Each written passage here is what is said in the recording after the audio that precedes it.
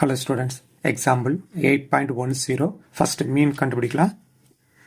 மீன்கான simple வந்து x bar equal to summation x by n.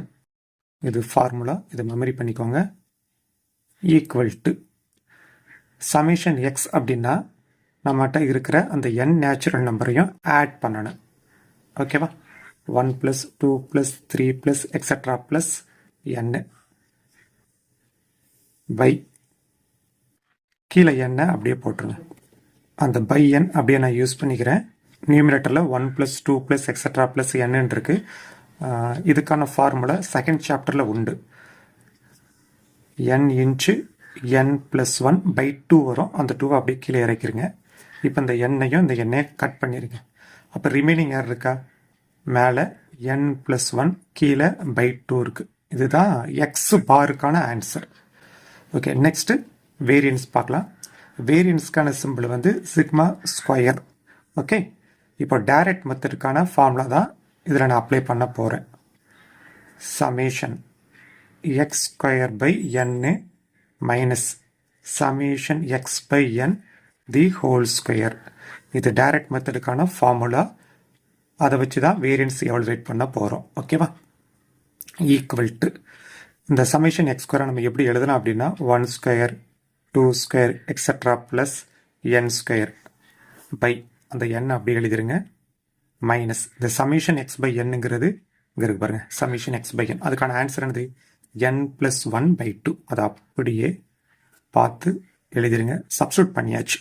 மேலே degree 2 இருக்குது. கிளியராமா? ஓகே, நெக்ஸ்ட் போயிடலாமா? ஈக்குவல் டு அந்த பை என்ன அப்படியே போட்டுக்கிறேன். மேலே நியூமிரேட்டர் பாருங்கள். இந்த 1 square + 2 square extra plus n ஸ்கொயருக்கான ஃபார்முலா செகண்ட் சாப்டரில் இருக்குது. அதை நான் அப்ளை பண்ணுறேன். n inch n + 1 inch 2n + 1/6 அப்படி கீழே போட்டுருங்க. இப்போ இந்த n கட் பண்ணிடுங்க. மைனஸ் இது டிகிரி 2 இருக்கா? இது 2 டைம்ஸ் எழுதிரும். n + 1/2 into n + 1/2. Okay, next step n + 1 2n + 1 நியூமிரேட்டரில் இருக்கிறத அப்படியே எழுதியிருக்கிறேன்.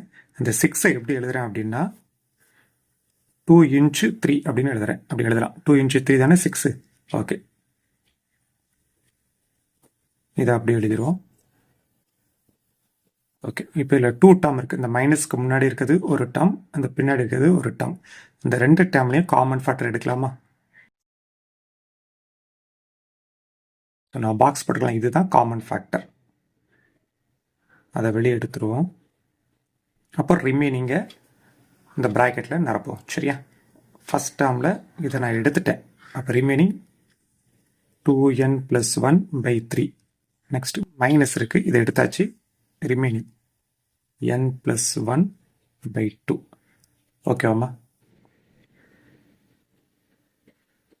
இதை அப்படியே எழுதிட்டேன். இதை மட்டும் சால்வ் பண்ணணும். Denominator value not same. So அப்போ கிராஸ் மல்டிப்ளிகேஷன். ஓகேவா? ஃபஸ்ட்டு இந்த ரெண்டுத்தையும் மெட்ரு பண்ணு. இந்த 2வை கொண்டு இதை மெட்ரு பண்ணுங்க. 2 இன்ச்சு 2n 4n. இல்லை ப்ளஸ் இருக்குது, போட்டுருங்க. 2 இன்ச்சு 1 2. ஓகேவா? இல்லை மைனஸ் இருக்குது, மைனஸ் போட்டுருங்க. 3 இன்ச்சு n -3n. ஓகேவா? அடுத்து மைனஸ் உள்ள அப்ளை ஆகும். 3 இன்ச்சு 1 -3 இருக்குது. ஸோ 3 இன்ச்சு n இல்லை மைனஸ் இருக்கனால -3n. 3 இன்ச்சு 1 3, இல்லை மைனஸ் இருக்கிறதுனால -3 whole divided by 3 into 2 6. Okay,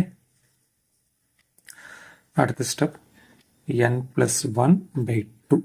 okay, இந்த 4n-ம் 3n-ம் like terms, but different sign. இது ப்ளஸில் இருக்குது, மைனஸில் இருக்குது. அப்போ சப்ராக்ட் பண்ணிடலாமா?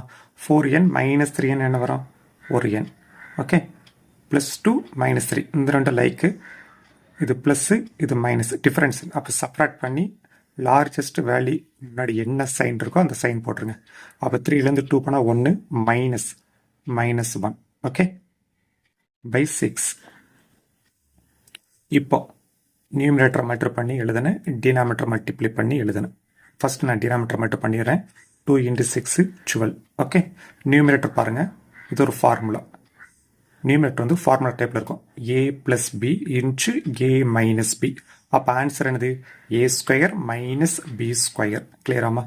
ஓகே. ஏ வர இடத்துல n இருக்குது, பி வர இடத்துல 1 இருக்குது. அப்போ ஏ ஸ்கொயர் மைனஸ் பி ஸ்கொயர், அதான் 1 ஸ்கொயர் வரும். 1 ஸ்கொயரோட வேல்யூ 1 தான். ஓகேவாமா? அவ்வளோதான்.